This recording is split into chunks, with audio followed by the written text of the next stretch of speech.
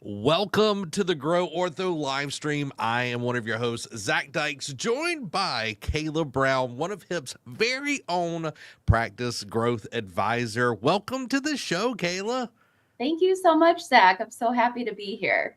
I am excited for this because we've been playing it for a few weeks and now we're finally getting to sit down and chat. I'm excited to just give all of our partners and future partners just a ton of actionable insights on what they can be doing to train their teams. But everybody that's watching us live, let us know how you're doing, where you're watching from, and that you're excited for today's live stream because it's going to be a banger. I can tell y'all that. But yeah, let us know how you doing down in the comments. Today, we're excited. We've got an awesome live stream plan for you. We're diving into how to transform your training headaches into practice-wide growth by clarifying roles, because everybody got to know what they're doing. You know what I mean? That's the thing where people get frustrated and they get angry because they don't know what they're doing. Setting smart goals, which I'm looking forward to that, and running culture building one-on-ones. They don't have to be scary. They don't have to be this thing that just like looms over you and attacks you out of nowhere. That empowers every teammate. And of course, the leadership that we need to empower leaders to lead effectively. So it's going to be a great time. We're also going to be taking your questions from you in the second half. If you got them, if they're relevant to what we're talking about in the moment, we might even answer them right then and there. So go ahead right now, pop them in the chat. That way we can see them. That way we can peruse them, and we can get the best answer for you. So just go ahead, pop them in the chat, and if you haven't already, hit the like, hit the subscribe, because each and every week we bring you live streams. We bring you an awesome podcast, either in Grow Dental or Grow Ortho. Grow Dental is our new show, so you definitely want to be checking that out if you are a dental practice and you're wanting to have explosive growth while also carrying your team to the top, the tippy top of the mountain, guys. It's so exciting that we're doing all these cool things. So, Kayla, before we jump into the meat and the potatoes, tell everybody about yourself and your experience within the orthodontic industry. Yeah, absolutely. Thank you for that great introduction to today's live stream, Zach. It's very exciting that we get to do this. I come from a background heavy in operations. I have about 14 years in orthodontics, about 15 years in dental. I've worked every position from clinical chairside assistant, sterilization assistant, call center agent answering the phones, front desk, treatment coordinator, office manager, clinical director of operations. My background is very heavy in operational processes, policies, developing those, a lot of HR, a lot of coaching. When I was in the orthodontic practice, we had just acquired some orthodontic offices within the DSO that I was working with at the time, and didn't really have a solid plan moving forward. There was no foundation. So I was very, very involved in creating those foundational aspects, the building blocks of an orthodontic department. And part of that was, developing our teams, increasing our retention rate, making sure that our staff knew that they were valued so that they in turn would make sure that our patients knew that they were valued as well. That's huge, because if the team doesn't feel valued, like it just breeds a lot of just animosity towards where they're working, how they're working, and they're not going to treat people well within the team, with the patients, and it's just a job. Correct. Yes. And, without the culture and without those intentional conversations that we should be having on a regular basis, which I often find are lacking, and then not because of, a lack of knowledge or a lack of time. It's just, we don't always make time to have those intentional conversations. We don't always realize that our team values that one-on-one time that we can provide to them. They want to be heard. They want to know that they're valued. They Yeah. want to know what they can do better, and they want to know what they're doing good at. It's not all about, this is where you need to improve. This is a coaching session. Mm-hmm. These are, intentional foundational building blocks that we need to be taking, not just the training in the beginning when they're hired. And then we set them free and just expect them to be happy, know what they're doing, and go about their day-to-day activities. Yes, they're already trained. They know what they're doing. They've been integrated into the team right off the bat. But there needs to be some sort of ongoing agenda, some ongoing cadence to continue to build that relationship with them, build that value in their position, see where they're at, how they're feeling, if they want to grow, if they love what they're doing, and what they're doing really great at. It's a time to celebrate them as well during those conversations. And in turn, they're going to treat your patients, who are the bread and butter of your practice, and you want them to be treated with the utmost respect and welcoming, inviting atmosphere. And they're going to do that if they know that they're valued, your internal team. They're then going to show their patients that they are valued as well as part of the practice. Intentionality pops in my mind. Yes. That if you're intentional about your actions, you brought up the time aspect and everything, and I was always told it's like everybody gets 24 hours. It doesn't matter who you are. Like, even if you've got $1 billion, you don't get any more extra time. So it's like, it's not necessarily a time issue because everybody has the same amount of time. It's a priority issue. So if you're not prioritizing that part of your practice, you're going to have churn. You're going to have to constantly be training people. And it just sets up this meal kind of thing, and your patients are going to feel the same thing. Mm-hmm. Yes, it definitely creates, stress in the practice, animosity from other team members when that churn increases and that turnover rate is just astronomical. And there's a cost involved, the cost of hiring someone, terminating and then going through the hiring process, spending the time to do that. If we would just intentionally spend time, 15 minutes a week with each team member or 30 minutes a month, take them out to lunch, have an intentional conversation with them over a coffee in the morning before morning huddle or before the day starts seeing patients. It's all about finding, a good spot on your schedule and making sure that these are scheduled intentionally, these conversations.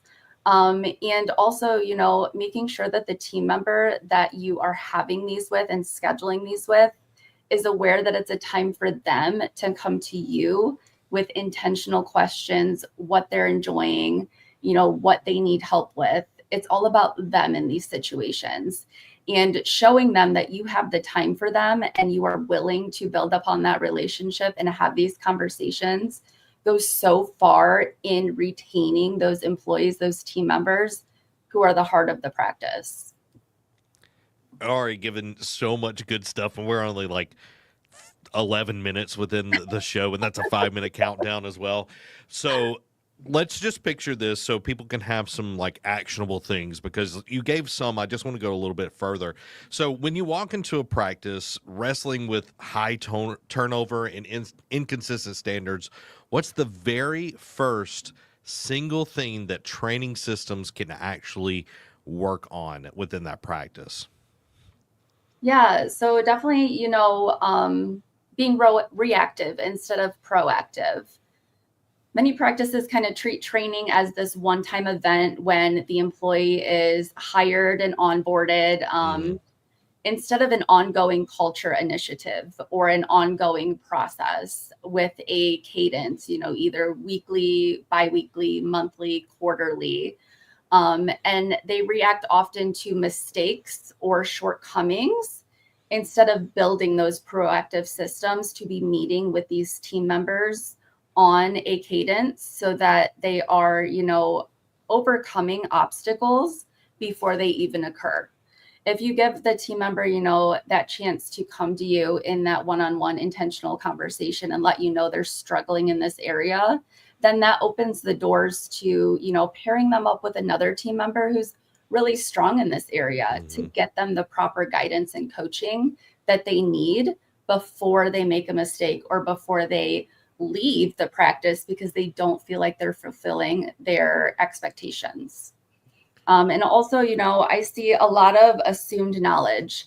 There's this unspoken expectation that if we, in their onboarding process, their training process initially, we just have them shadow, and they'll just figure it out. They'll learn and they'll just continue on with that.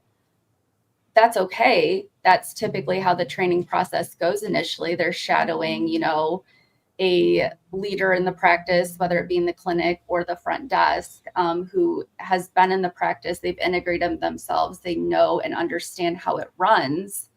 However, that's not a continuous thing. I find a lot of times we just expect, after that first 90 days of training, they're good. We don't have to pay attention to them anymore. They're going to continue being good. They're going to continue just knowing what they know already. But in this orthodontic atmosphere that is ever evolving, we also need to understand that our team members need to be ever evolving, and we need to help them in that process of continuous learning. Yeah, because the doctors have to get CE credits. They have to continually up their license and everything. And wouldn't you want your team to be on the same level as the doctor?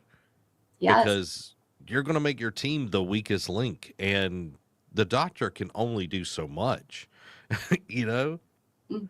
Absolutely. Yeah. I mean, yes, the team member has been trained. They can answer the phone, but are we actively having conversations with them, listening to what they think might be able to be changed and make things better? And are we challenging them to grow a little bit every day, every week, every month, every year? Everything's always changing. As we know, the world today is, an Amazon atmosphere. We want everything same day. We want everything at our doorstep. And I just think there's a missing link with, training the administrative team and the clinical team and making sure that they are advancing in their knowledge as well as the clinician. I agree 1,000% because you talked about, shadowing. I think it's great when people get to shadow, but people learn in different ways. My degree, like I was a teacher for 7 years. So being able to differentiate the training, the teaching is important because some people are visual learners. Some people are hands-on, kinesthetic. Some people are auditory. You could just say it to them once and, hey, they got it, But it's like you need to be hitting all of these things. You can't just, well, I learned this way. You need to be able to talk to the person, figure that out in the hiring process, make notes of it, and then go into that and make the learning process fun where they want to learn and be productive.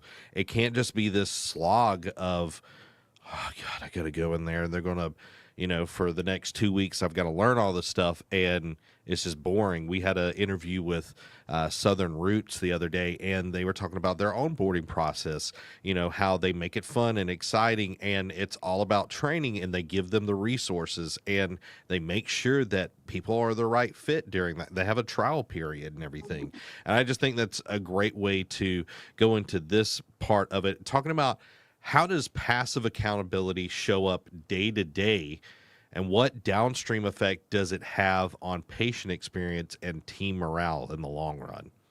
Yeah, I mean, most of the time, we go through that training process and there's just very vague expectations. We're not setting those intentional, specific goals.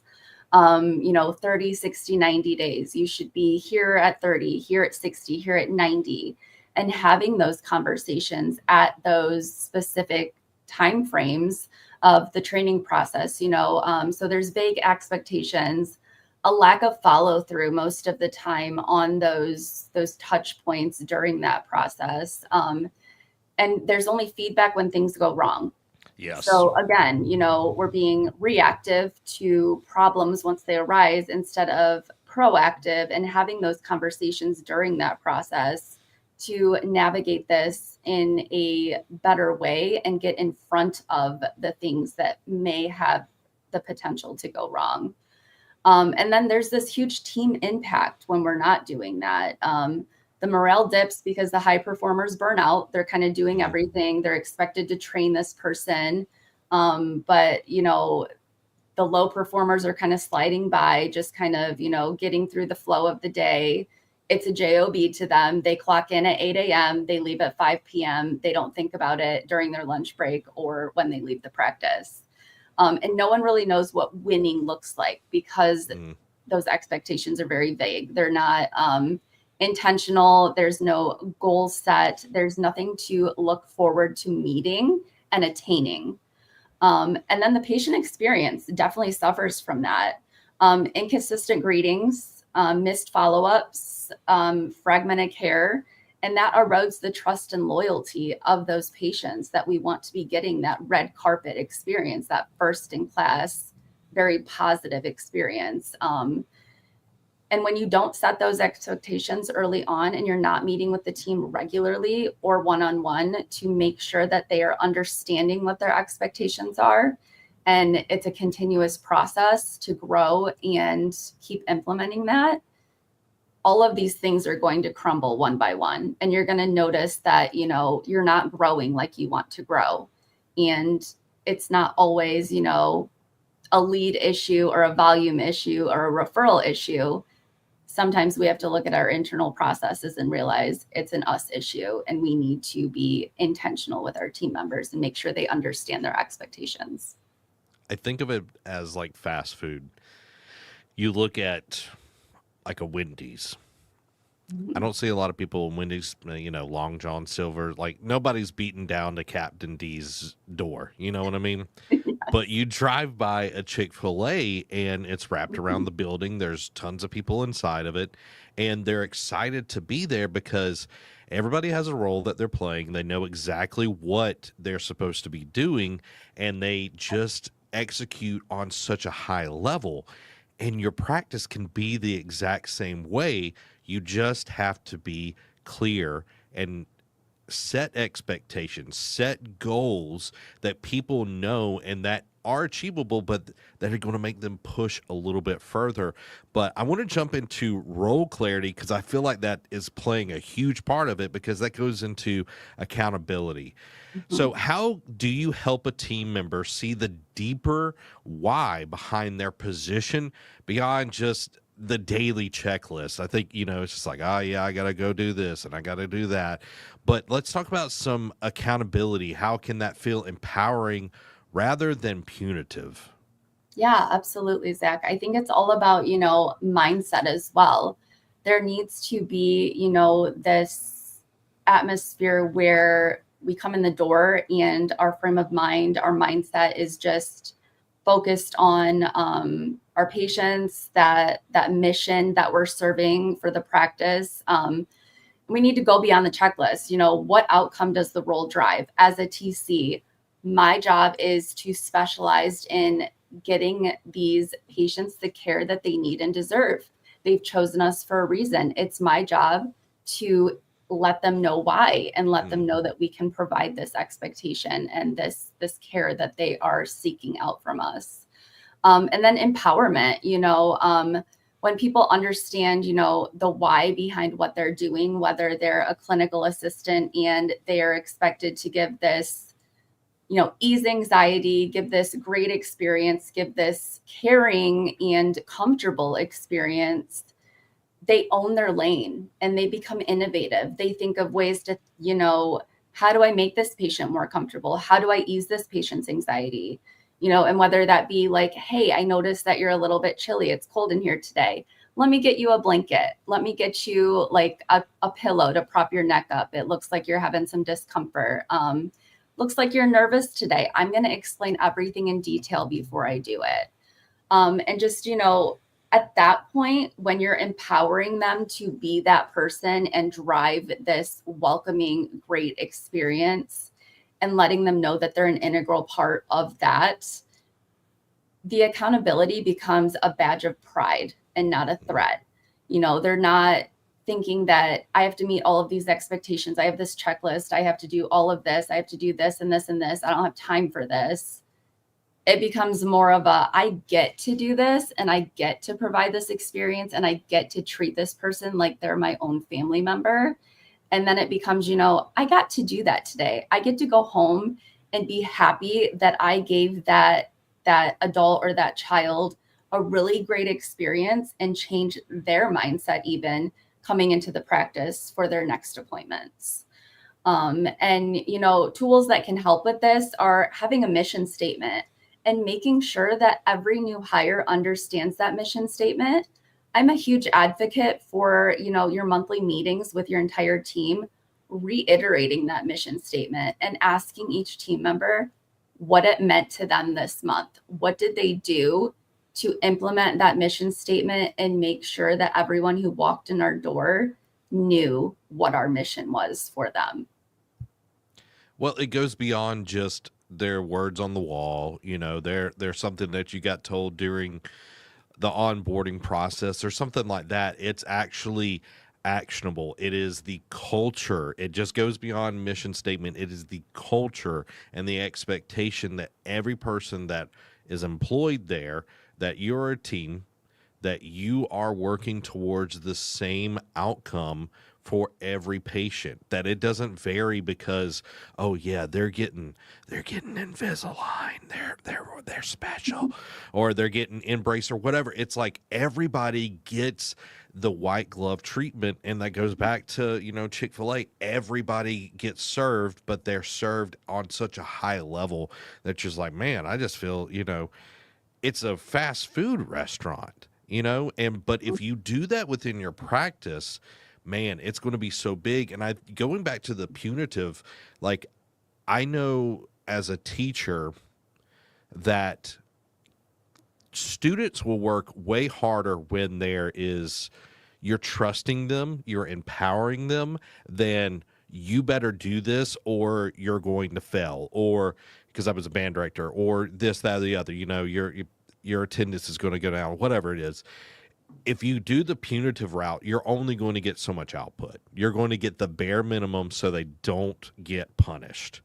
But if you empower them, and Dr. Bryce talks about this, he's like, I don't give everything specific what they need to do, because I want them to be creative. I want them to use their critical thinking skills. I want them to go and solve problems. Like you were talking about the blanket thing, like that's huge, because I know a lot of people that just get cold being in a building that's, going to have a lot of people in there. They got to keep it a little cooler, Right? It's like that blanket right there is going to be like, oh my, I feel so much more comfortable. I'm ready to do this. Like that's huge. Yes. So and I think, go ahead. Zach. What was your next? I was going to go to the next question, but if you got something to add, I'd love to hear it. No, I was just going to say, that goes a long way too in just innovative ideas, empowering them. They feel comfortable bringing new ideas to you. They feel like they are on the same level as you and they are a partner in the practice with you. You're not just the doctor who's this, or the manager, director of operations, this scary person who's like on this pedestal above them. You are a team member with them by empowering them to make decisions and be innovative. And that makes them feel open to coming to you with ideas. You accepted this idea. You like that I did this. What if we tried this in the future? And you would be surprised, at how open your team members become and how many great ideas they'll bring your way to improve your practice just by empowering them with what they're doing and what their role is and how special they are in the practice. When you think about it, they're doing the role way more than you ever did. You might have been in that role at some point, but they're actively doing it on the day-to-day. So they're seeing things happen. It's like, oh, well, this could be adjusted here. If we did this, if we tweak this in the first phone call and we did, like, it's just those little things. And, going back to being open and actually listening and not going, no, that's not going to work. just listen to their whole idea before ever replying. And I know I've been under leadership before where if it's not their idea, then they don't do it. And it's like that's so much more work for the employee to try to give it as your idea. Just listen to them, and if it's a good idea, run with it. Absolutely. I totally agree with you. I've been in that situation before as well when, you come to leadership with an idea that sometimes you've already tried on for size and it worked really well. And the leadership team needs to be in that open mindset as well and outside of their box and willing to accept your ideas, try them out. The worst that can happen is they don't work and you go back to the way that you were doing things. But being open to these ideas shows your team that you are willing to, try out their ideas. And if they work, that's great. And they're going to feel even better about their position in themselves. And they're going to bring future ideas to you as well, because they'll develop that comfortable relationship with you. And it's not so much, I'm kind of scared to talk to him because he's, so far above me, like he's educated higher than I am. I'm just a front desk. I'm just answering the phones. What do I know? So showing your team that you are vulnerable and you are open and you are available to have those conversations with them goes so far. Yeah, I agree. And that brings me to my next question for you is, can you share a moment where redefining a single role unlocked unexpected results for the entire practice? Yeah, absolutely. So in my practice that I was working in before this role, I had a front desk lady who had been there longer than me. She had been in the role for about 15 years. She would always say, I'm just the front desk. What do I know? I just answer the phones and get people scheduled. What do I know? And I started, implementing these intentional one-on-one conversations. You can come to me. I'm your leader. I'm in scrubs too. Like I'm part of the team. I can hop in anywhere. I've been in your position. And I kind of, sat down with her and listened to her and understood where she was coming from. And previous leadership had, implemented that mindset, like just answer the phones, just do this, do that. We don't need you to do anything else. When she would ask what else she could do, what she could do to help. So historically, she had been kind of, put in a corner. Baby was put in the corner, like I like to say, if you're a fan of that. So I redefined her role with permission from my leadership. And we made it completely official. It was like in her, time clock where she was clocking in and would see her position title every day. We made her the patient satisfaction specialist. And her energy, her confidence, everything changed. She would stand up from the front desk to welcome patients.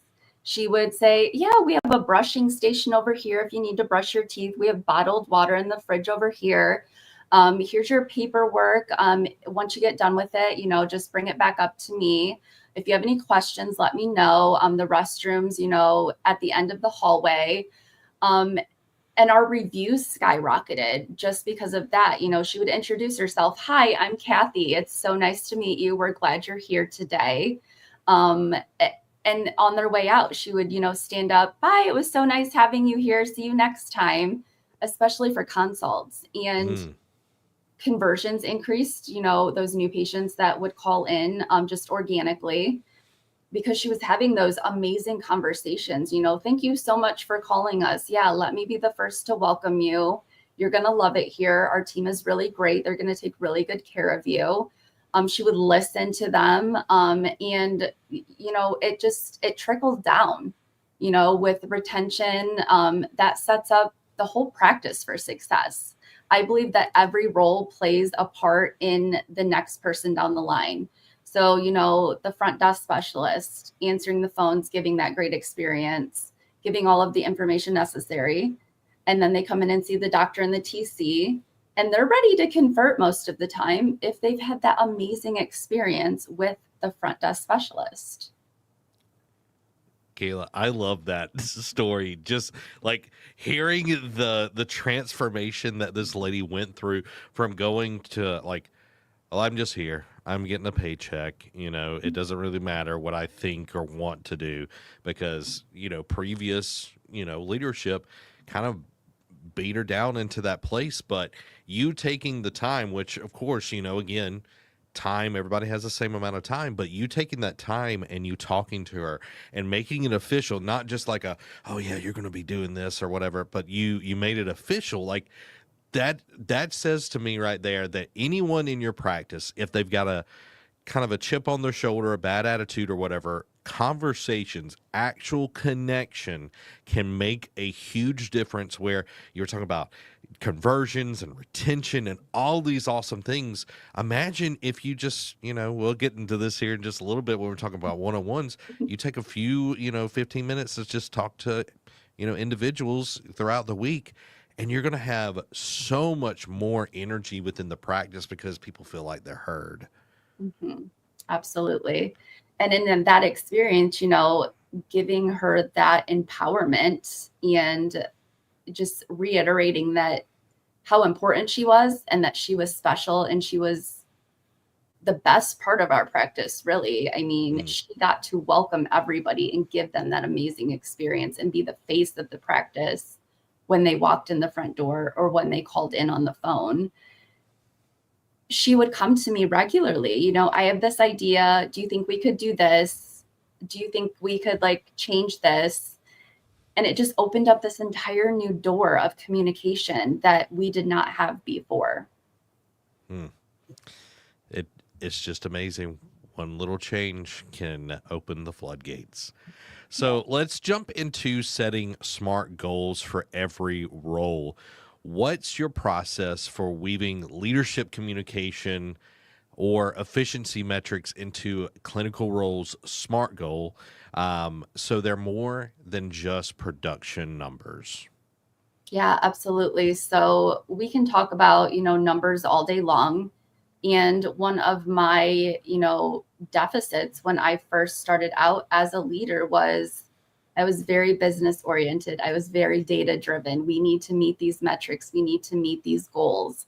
And it was not resonating with my team. So I took it upon myself to, get a little bit more knowledge, read some self-help books on leadership, and consult with my peers as well, my colleagues who had been doing this longer than I had. And it's all about kind of broadening the metrics. It's not all about numbers. It's not all about case starts, production this month, add goals for communication, a 95% call answer rate. I know that's still a number, but let's get on the phones. Let's answer those phones. Mentoring a new hire, a leader mentoring a new hire, or efficiency, turnaround time for lab cases, just kind of changing things up with what the expectations are and not so much production, collections, case starts, things like that. And it's also about co-creation, meeting with the entire team and listening to them. Goals stick when the team member helps design them. And, when it's tied to personal growth or team impact, that lab turnaround time impacts the entire team. If we can get patients in sooner, our schedule becomes more efficient. And it gives them something to, be proud of. Hey, I saw that this case wasn't in the lab yet. I called the lab. They said they'll have it here this afternoon. Or, setting a goal for them. Hey, does anybody, have a desire to learn how to do the cold sterile or how to clean the autoclave, and setting a goal like that, that they can meet. Yeah, I would love for this person to teach you how to clean the autoclave on this admin day. And we're going to set a goal that you will learn how to do that by the end of this month. You never know what goals your team has unless you talk to them or what, how they want to grow in the practice until you talk to them. And having that conversation in a team atmosphere, you get others involved in another person's growth goal. So it kind of links the team together. They can partner up on what someone is really good at and has the expertise in. And then they partner up with this person who wants that expertise, but just didn't know how to ask for it. there's less pressure in that, which I love. There's also just bringing down barriers because when you're starting out in any role and you have somebody that's above you or doing something that you would love to do, it feels almost impossible to get there because you don't want to step on anyone's toes, you don't want to take their job, and it's like you're not taking their job. Like one day they might be sick and nobody else knows how to do the autoclave and the like whatever it is. It's like if you are willing to go that extra mile, and they might be busy that day, and it's like, hey, can you please go? Like, it opens up and it brings a lot less pressure to the entire group. And I really love this because it's collaborative. People aren't by themselves, and so many times in so many different industries and different jobs, you feel like you're alone, even in a room that is just filled with people. I agree with you completely.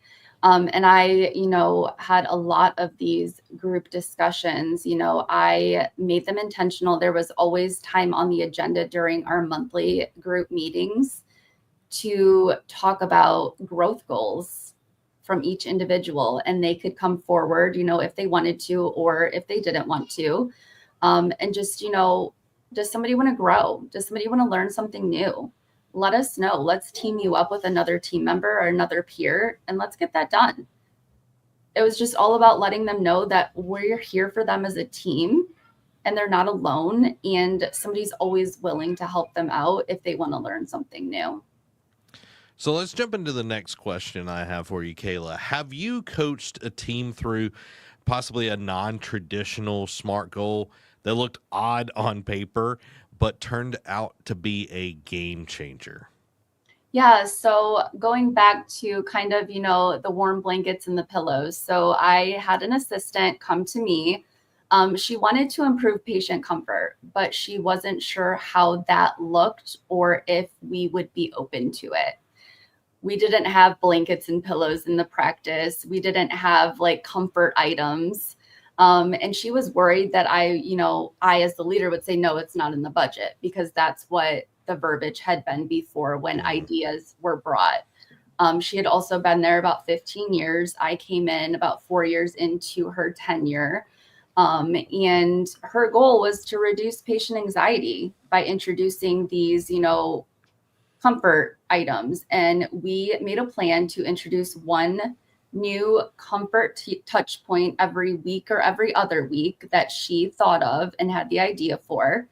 I gave her a budget. I would send her, down the road to Target or something to get what she thought would make our patients more comfortable and be nice to have in our arsenal of, we called it our comfort cupboard. And this was from warm blankets that we would, just warm up in the dryer. Travel size pillows, those dental chairs aren't always the most comfortable, especially, for someone who's had a back injury or something like that. We also found these tooth-shaped stress balls that we could offer to our patients if they wanted like something to kind of fidget with while they were in the chair during their appointment. That was her idea. And we had curated playlists, if the patient wanted calming music in their operatory, we had a go-to channel that we would put on for them. If they were into classic rock, we would put that on for them. And that would, ease the anxiety, make the appointment seem quicker because we were including what they liked and what their interests were into their appointment.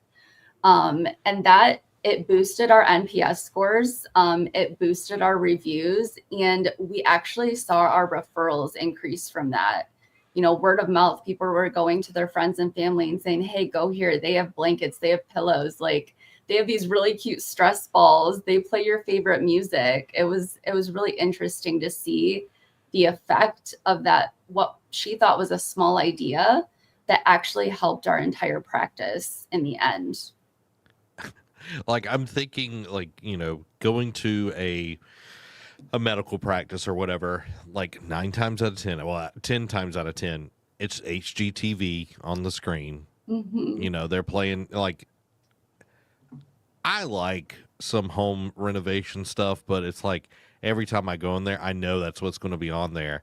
and it's just like, okay. And then, you go to the dentist and everything, it's on the screen above you. And like, it's just like, it would be much better because, like, when I go to the gym, I'm riding the bike, I put a show that I'm interested in, and it makes the bike ride so much easier. I'm not even concerned about the bike ride. I'm just pedaling, I'm going and all of that, get my heart rate up, and then, oh, well, my time's up, and then I'm done with the day. And it's like those little things make a huge difference.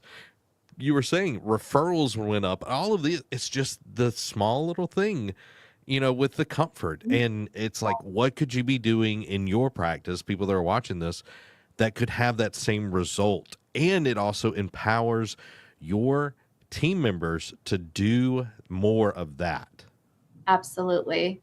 And, it got to the point towards the end of implementation where the whole team was involved in adding notes into the patient charts that this patient prefers a warm blanket and a pillow at their visit. This patient prefers this channel on the TV. This patient likes this during their appointment to ease their anxiety.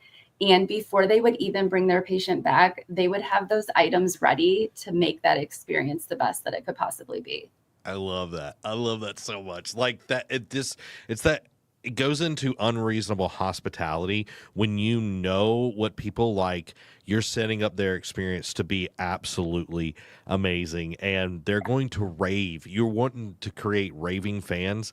Yeah, the expectation is to have straight teeth when you get done with this, but it's the experience to get there that people are going to rave about.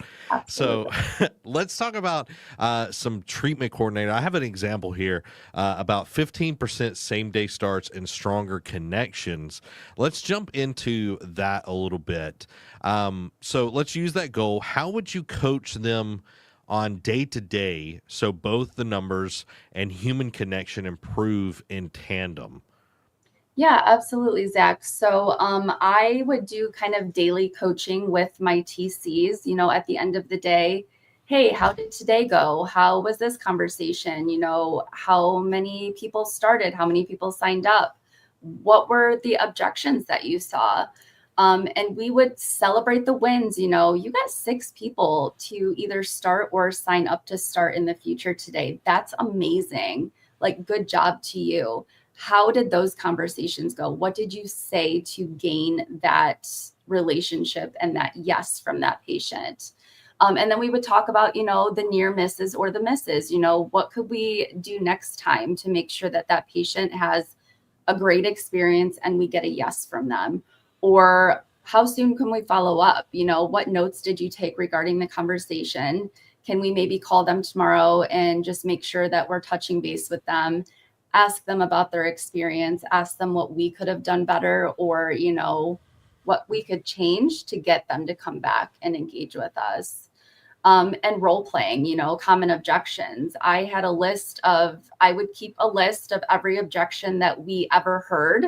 And we would role play those on a monthly basis. I actually had, monthly whole team meetings, and then I would have one off, like, we're going to meet as TCs for 30 minutes every other week. We're going to meet as front desk specialists for 30 minutes every other week that I'm not meeting with the TCs.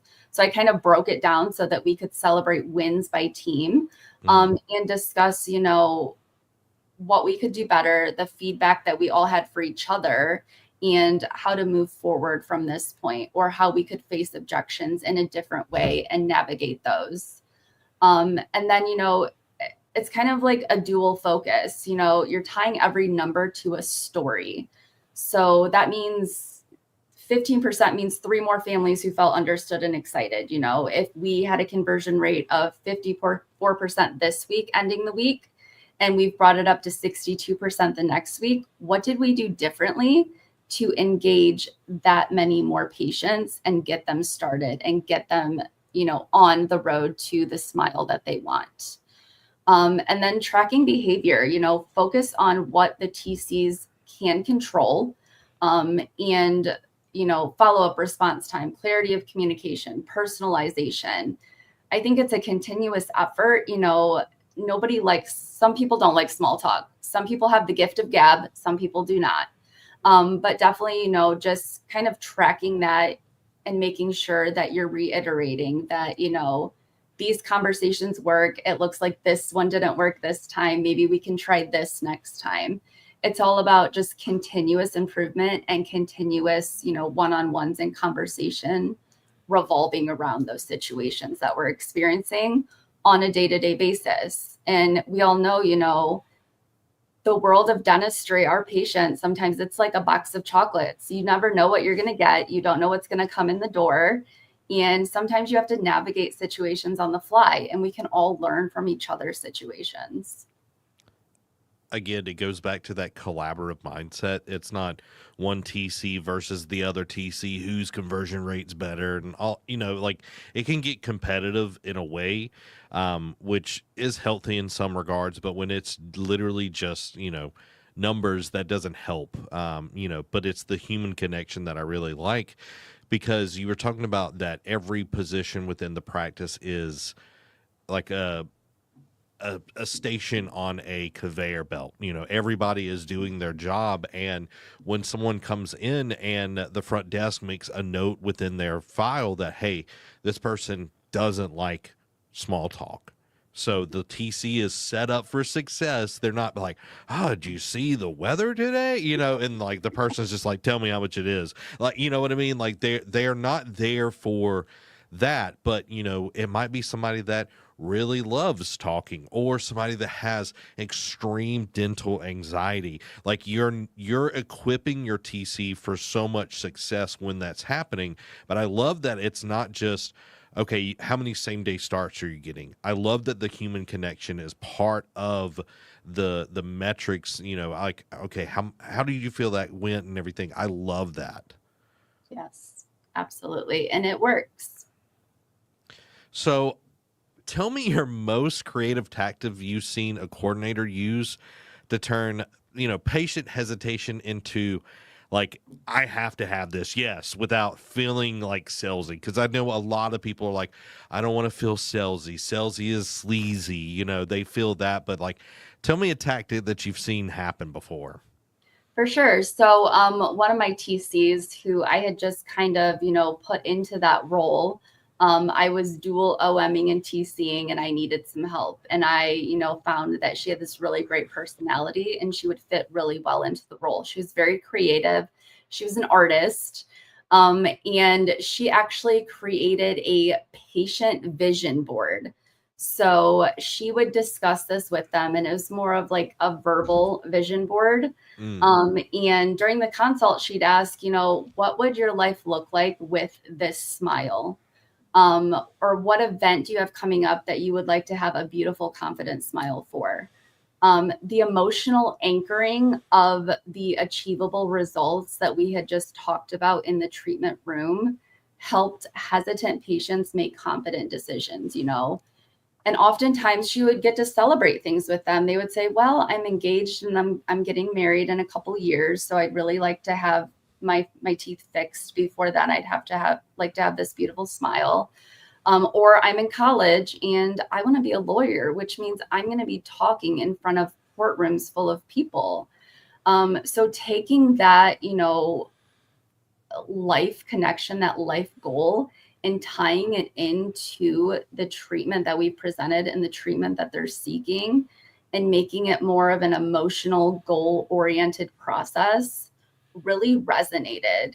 And, she would have people that were teetering on the edge, and she would say, hey, let's put together a vision board. What does your perfect smile mean for the rest of your life or years down the road? What are your plans in life? How can we connect your smile to that? And she would get people to say, you know what, you're right. This is an investment that I need to make right now so that I have that smile going forward. I have that confidence. And this investment is something that, is really going to mean a lot for my future. That is very interesting, because it's outcome focused.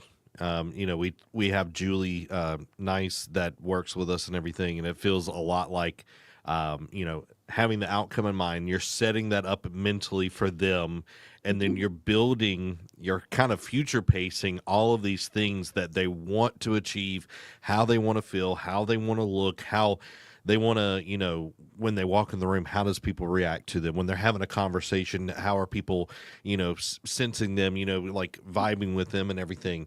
And that is a really, really cool way to do it, because so many times the objection is the money. But Mhm. it's like, if you have had all of these systems set up where front desk is doing their job, TC is doing their job before they even come in, and then you get them in there and that part is diffused, it's like money might still be an objection, but all the decisions are actually emotional, and then we back it up with logic. So if you can get them to feel like they are making this decision to where they want to go. Mhm. I love, like, Kayla, you're bringing so much good stuff up in here today. Like, I'm having a good time. I don't know if Oh, anybody thank else you is. so much. I'm having a good time. So I know we're slightly running out of time here, but I want to jump into one-on-ones because I feel like this is something that people miss so much in any kind of practice, is one-on-ones, because everybody gets bogged down in everything. So let's jump into this. You call one-on-ones the heartbeat of culture. What Okay. makes that small slice of time more potent than team huddles or the bigger staff meetings that you've been mentioning? Yeah, absolutely. So it's all about, again, going back to making your team feel like they're valued. You're cutting time out to have, intimate and intentional conversations with them by themselves and build that relationship. You care about them, you value them. They're an important part of your practice and you see them as a partner, not just an employee. So unlike team huddles, one-on-ones kind of create a safe space for that team member to open up to you. They will give you real feedback. Oftentimes, when you're just alone with that person and you're making them feel comfortable, they'll open up to you about their aspirations, their growth goals, and what that means for your practice. And then the culture, it just kind of cascades from there. Leaders model presence, curiosity, and care when they're having these one-on-ones. Um, the team members feel like you're actually seeing them and hearing them because you're meeting with them and you're carving out this time specifically for them on your schedule, which they know is extremely busy. And then you're setting the tone for how teammates treat one another. They're going to come out of that conversation with you feeling valued and cared for. And they're going to go into the practice back with their team and it's going to resonate and it's going to cause them to treat everybody with that same care and value. And then, consistency, even simple, just 15-minute one-on-ones, hey, can you get here 15 minutes early before huddle so we can have a conversation? I would love to hear from you. I would love to hear how things are going, or taking them out for coffee in the morning. Mm. This clinical leader is going to lead morning huddle today. I want to go have a coffee with you real quick so we can talk about how you're feeling and how things are going in the practice for you. It's all about just showing them that you care and you have the time for them. They're not just another number. They're not just another person clocking in and out for the day. Yeah, it's the quick check-in to make sure everything's good. And, setting this up where the culture is, that's part of it. Because, like, I know from my experience, like, I get like bad anxiety when it's like, oh, I want to talk to you, and it's like, it's like, oh God, I'm going to get fired. That part of your mind shifts. But when that's part of the culture where it's like everybody has these, that sets everybody up on the same playing field, and actually will help them achieve the goals that they want. Because somebody might be working there for a long time and they're like, well, I really like clinical's fine, but I'd really like to, answer phone calls. I would like, you can see that, and it doesn't feel like this awkward conversation, because you, as the office manager or whatever position would be doing these, you know, it might be a team lead or something, it will set things up so nicely to have that kind of actual conversation. I know you kind of you had mentioned the lady that was like the front desk, and like, y'all need to go back. Y'all just need to go listen to that part again. Okay. Y'all go back and listen to that part, because that was transformative. Talk to me about we hit the weekly 15 minutes.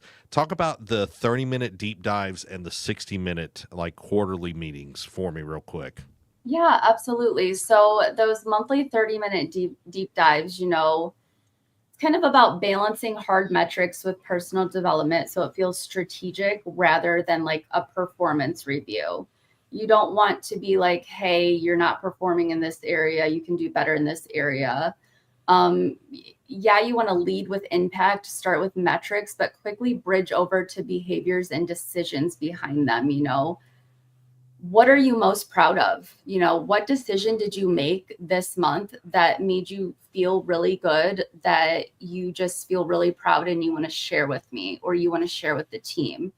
And what would you do differently? You know, did you have a situation that came up and, you know, someone was just really unhappy and you don't think that you handled the conversation in the best way and you wish you could have changed it?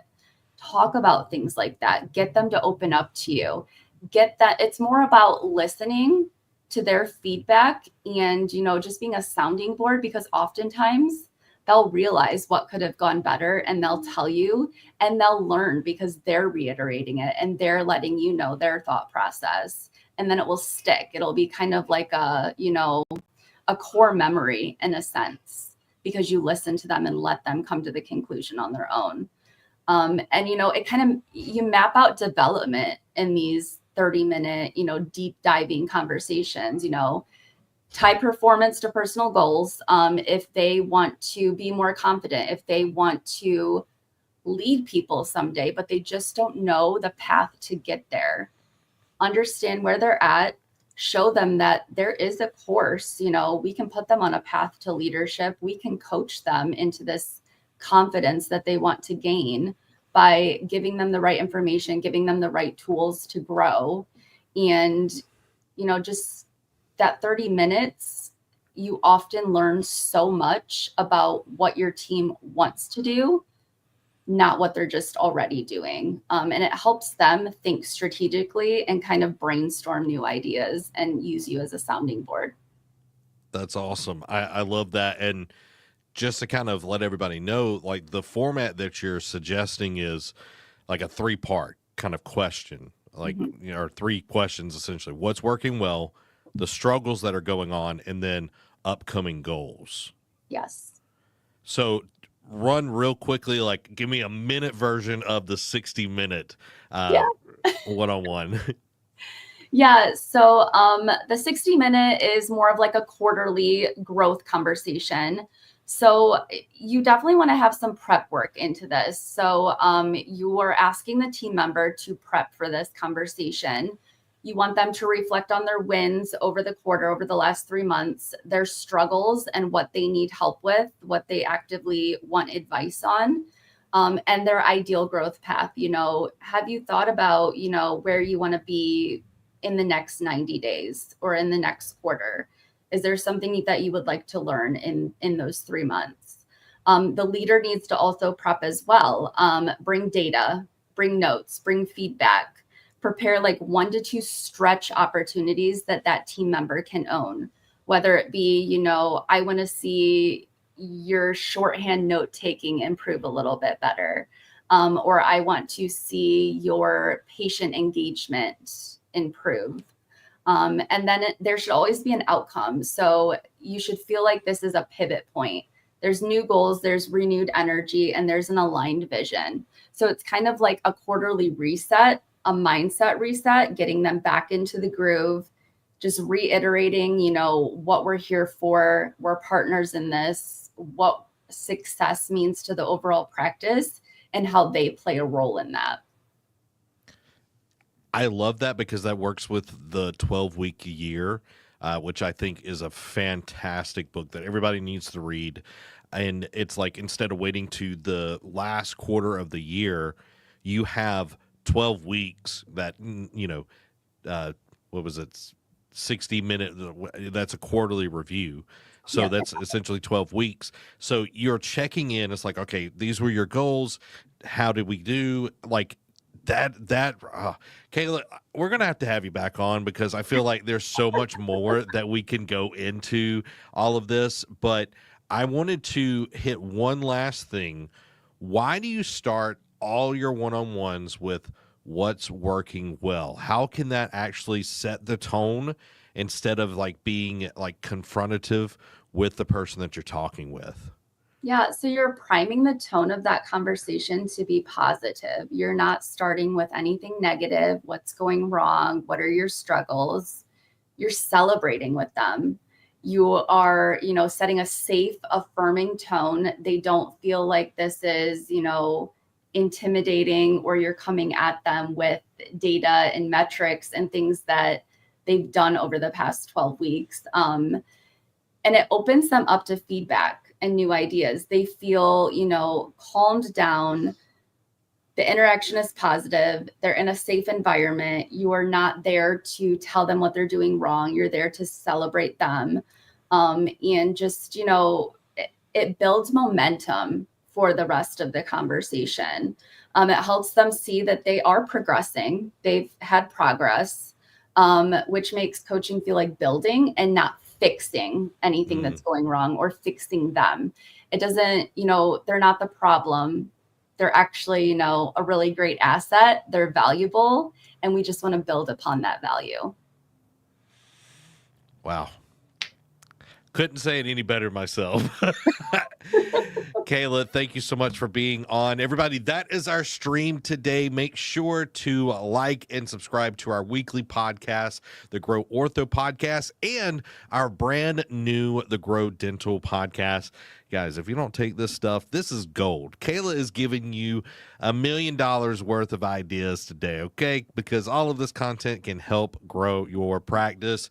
And Mark Twain said it best, everybody. The secret of getting ahead is getting started. So go out there and get started making the changes you want to see in your practice now. This has been Zach. And Kayla. Thank you for listening to the Grow Ortho podcast.